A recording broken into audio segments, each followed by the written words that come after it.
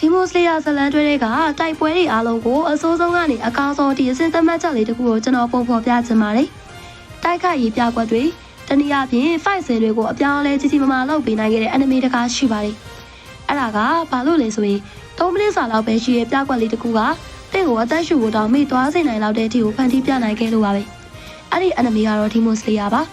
။ဒါပေမဲ့ဘယ်သူမှမပြောကြတဲ့အချက်တခုကတော့ဒီမိုစလီယာတွေကတိုက်ပွဲတွေက fail မဖြစ်တာပါပဲ။တချို့တိုက်ပွဲတွေကတကယ်ကိုပြောင်းပြောင်းတဲ့လက်ရာတွေပါတချို့ကတော့မေးပြလောက်စရာတွေဖြစ်ပြီးတော့တချို့ကတော့တကယ်ကိုဆိုးရွားပါတယ်ဒီနေ့မှာတော့ဒီမိုစလီယာတွေကအဓိကတိုက်ပွဲတိုင်းကိုအစင်သတ်မှတ်ပေးသွားမှာပါအခြေအဆက်မမိခဲ့တဲ့တိုက်ပွဲတွေကနေစပြီးတော့တင်တို့ရဲ့မညံတွေကနေဘယ်တော့မှပျောက်ပြတ်သွားမှာမဟုတ်တဲ့တိုက်ပွဲတွေအထိအားလုံးပါဝင်မှာဖြစ်ပါတယ်အစင်သတ်မှတ်ချက်တွေစီမသွားခင်မှာဒီမိုစလီယာရဲ့တိုက်ပွဲတစ်ခုကိုဘာကတကယ်ကောင်းစရာလဲဆိုတော့အရင်ဆုံးသတ်မှတ်ဖို့လိုပါတယ်ဘာလို့လဲဆိုတော့အဲ့ဒါက animation ကောင်းရုံနဲ့မရလို့ပါပဲဘယ်သူမဆိုပြကွက်တစ်ခုပေါ်ဘတ်ဂျက်အများကြီးသုံးလိုက်ရင်လှပအောင်ဖန်တီးနိုင်တာပါပဲဒီမိုစလီယာရဲ့တကယ်ကိုကောင်းမွန်တဲ့ပွဲတစ်ခုကိုတာမန်တိုက်ပွဲတစ်ခုနဲ့ကွဲပြားသွားစေတဲ့အချက်၃ချက်ရှိပါတယ်အဲ့ဒါတွေကတော့နံပါတ်1စိတ်ခံစားမှုပိုင်းဆိုင်ရာပါဘယ်သူနိုင်မလဲဆိုတာကိုတင်းတို့တကယ်ဂရုစိုက်မိရလားဒီအချိန်လေးမှာပဲစက်ကောင်ကဘာအတွက်တိုက်ပွဲဝင်နေရလဲဆိုတာကိုတင်းတို့နားလေရလားနံပါတ်2ဇလန်တစ်ပုတ်ကိုပြောပြနေတဲ့တိုက်ကွက်ဖန်တီးမှုပါမိတော့တွေဗယံပတာပေါက်ကွဲနေရမျိုးမဟုတ်ပါဘူးစက်ကောင်ရဲ့ဇီရိုက်ကိုထင်ရစေရဲ့လှုပ်ရှားမှုတွေပါတန်ဂျီရိုကဒီအတိုင်းဓာတ်ကိုခုန်နေရလားမဟုတ်ပါဘူးသူကနပြားကောက်ကခုန်နေရပါရန်ကိုကူကရောဒီအတိုင်းကောက်ွယ်နေရလားမဟုတ်ပါဘူးသူကဒိုင်းတစ်ခုလိုကောက်ွယ်ပေးနေတာပါသူတို့တိုက်ခိုက်တဲ့ပုံစံကသူတို့ဘာတူလဲဆိုတာကိုတင်းတို့ကိုပြောပြနေတာပါနံပါတ်3အကျိုးကျေးဇူးပါတိုက်ပွဲကတန်ဖိုးရှိတယ်လို့ခံစားရတဲ့နီလန်နဲ့အဆုံးသတ်သွားရလားကဘာကြီးမှာပဲဖြစ်ဖြစ်စက်ကောင်မှာပဲဖြစ်ဖြစ်တဲ့စီမှာပဲဖြစ်ဖြစ်တခုခုများပြောင်းလဲသွားသလားအဲ့ဒီစံနှုန်း၃ချက်ကိုစိတ်ထဲမှာထားပြီးတော့သူတို့ကိုအစင်သတ်မှတ်ကြည့်ကြရအောင်အောက်ဆုံးအဆင့်ကနေစပါမယ်အောက်ဆုံးအဆင့်မပြည့်စရာကောင်းလောက်တဲ့တိုက်ပွဲများ Final Slash ဇလန်ပိုင်းမှာတန်ဂျီရိုနဲ့ Healthy Moon ရဲ့တိုက်ပွဲအမြင်အာရုံအရတော့ကောင်းပါတယ်ဒါပေမဲ့ဒီတိုက်ပွဲကပြဿနာတစ်ခုခံစားနေရပါတယ်အဲ့ဒါကတော့တိုက်ပွဲရဲ့ weight ကိုခံစားနိုင်လောက်တန်ဂျီရိုကိုကျွန်တော်တို့ကောင်းကောင်းမသိသေးတာပါပ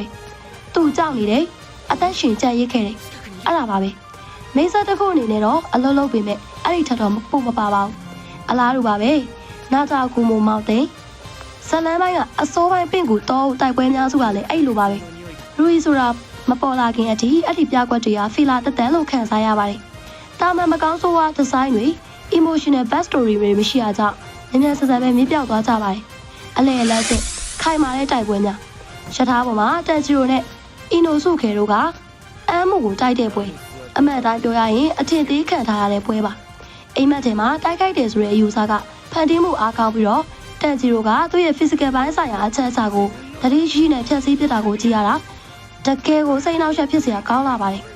ဒါပေမဲ့အဲ့ဒီနောက်မှာချက်ချင်းဖြစ်လာတဲ့အရာတွေကြောင့်ဒီတိုက်ပွဲကအရေးဖုံးသွားခဲ့ရပါတယ်အဲ့ဒါကသူ့မှတော့မဟုတ်ပါဘူးနောက်တစ်ခုကဦးစိုးရီတန်ကန်ကဂျူတာနဲ့ဒေကီကိုတိုက်တဲ့ပွဲအပေါ်ရစီရင်တော့အမခမ်းပါပဲအပတ်တွေကပောက်ကွဲထွက်နေပါတယ်ဒါပေမဲ့တန်ကန်ကိုယ်တိုင်ကစိတ်ခံစားမှုပိုင်းဆိုင်ရာနှက်ဆိုင်မှုတစ်ခုစီကိုဘယ်တော့မှမရောက်ခဲ့ပါဘူးသူ့ကိုတင်းတို့လေးစားပေမဲ့တန်ဂျီရိုဒါမှမဟုတ်ရန်ကိုကူကိုခံစားရတယ်လို့မျိုးသူ့ကိုမခံစားရပါဘူး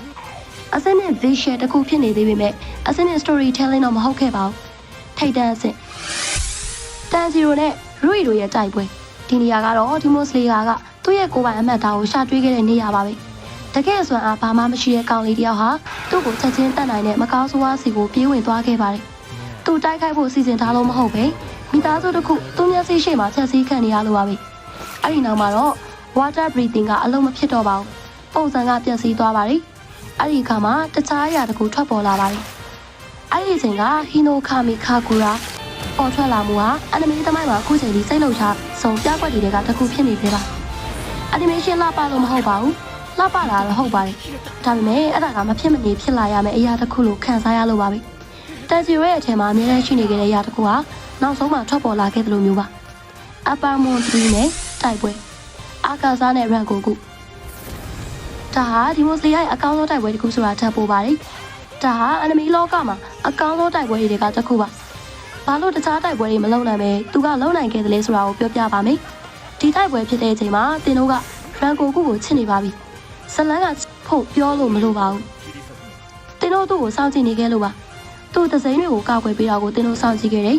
သူကတန်စီရိုလို့သူကောင်းတောင်မသိတဲ့ကလေးတယောက်ကိုခုံယူတယ်လို့ပြောတာကိုတင်းတို့စောင့်ကြည့်ခဲ့တယ်ဒါကြောင့်အာကာသရဲ့လက်တီကသူ့ရဲ့ရင်ဘတ်ကိုဖောက်ဝင်သွားတဲ့အချိန်မှာအဲ့ဒီနောက်ကတိတ်ဆိတ်မှုကလုံးဝကိုကွဲပြောက်စွာဝင်ရောက်လာပါတယ်ရန်ကိုကူရှုံသွားတယ်သူ့သေဆုံးသွားတယ်သူ့ကိုကယ်ဖို့အတွက်နေထွက်လာတာအနှင်းငယ်နောက်ကျသွားခဲ့ပါတယ်ဘာဖက်ဆယ်မှုမှမရှိပါဘူးနောက်ဆုံးမိနစ်မှာစွားရည်တက်လာမျိုးလည်းမရှိပါဘူးသူ့ခန္ဓာကိုယ်ကြီးပြိုလဲတော့တဲ့အချိန်မှာတော့မလဲကြပဲနဲ့မမတ်ရက်နေတဲ့ Flay Hashima တယောက်ပဲရှိပါတယ်အဲ့ဒါကတိုက်ပွဲကနေတစ်စင်ဆက်လန်းကိုပြောပြနေရပါအဲ့ဒါကဒီမိုစလီယာရဲ့အမြင့်ဆုံးထွေးထိပ်မှာလောက်ပြနိုင်တဲ့အရာပါပဲဒီမိုစလီယာရဲ့ကောင်းဆုံးတိုက်ပွဲတွေကိုတာမန်ချက်တာလော်သွားစေတာကဒီအချက်ပါပဲသူတို့ကအနီမေးရှင်းကိုစိတ်ခံစားမှုရဲ့အစားထိုးအနေနဲ့အသုံးမပြုပါဘူးသူတို့ကအဲ့ဒါကို amplifier တစ်ခုလိုအသုံးပြုတာပါရန်ကိုကူရဲ့တည်ဆုံမှုကအဖြူမဲပုံစံနဲ့ဆိုရင်တော့တကယ်ကိုထိမိပါပါဟီနိုခါမီကာဟူရာပေါ်ထွက်လာမှုဟာလေငိမ့်သက်နေတဲ့ပုံရိပ်တွေအနေနဲ့ဆိုရင်တော့မှဆွမ်းအားပြေဝနေမှာပါအနီမေးရှင်းကနာကျင်မှုနဲ့အလားတရားကိုပိုပြီးကျလောက်သွားစေတာတက်ပါပဲအဲ့ဒါကမြင်ကွင်းတက်တဲ့နုပညာသားကကွာခြားချက်ပါပဲဒီမိုစလီယာဟာပြည့်ပြည့်စုံတဲ့အနီမေတကားတော့မဟုတ်ပါဘူးဇလန်းသွားတော့ကလည်းတသက်မှတ်တယ်မရှိပါဘူးတချို့ဇလန်းပိုင်းတွေကတခြားပိုင်းတွေထက်အများကြီးပိုကောင်းနေပါတယ်ပြီးတော့တိုက်ပွဲတိုင်းကလည်းလူပြောများတာနဲ့ထိုက်တန်မှုမရှိပါဘူးဒါပေမဲ့သူတကယ်မှန်ကန်သွားတဲ့အချိန်မှာဇလန်းဇက်ကောင်နဲ့ animation တို့တပြိုင်နက်တည်းအဝင်ခွင်စားဖြစ်သွားတဲ့အချိန်တွေမှာ anime လောကမှာသူ့ကိုရှင်းနိုင်တာအလွန်နှဲပါလွန်းသွားပါတယ်ရာကိုကူရဲ့တိုက်ပွဲကစံသက်မှတ်ချက်တစ်ခုပါပဲတခြားအရာအလုံးကအဲ့ဒါကိုလိုက်မိဖို့စူးစမ်းနေရတာပါတကယ်လို့တင်တို့ကအခုမှ anime လောကထဲဝင်ရောက်မှဖြစ်ပြီးမူကန် train ကိုမကြည့်ရသေးဘူးဆိုရင်အခုလုံးနေရတွေကိုရပ်လိုက်ပါပြီးတော့တကယ်လို့တင်တို့ကကြည့်ပြီးသားဆိုရင်တော့ကျွန်တော်ဘာကိုပြောနေရလဲဆိုတော့အတိအကျသိပြီးသားဖြစ်မှာပါ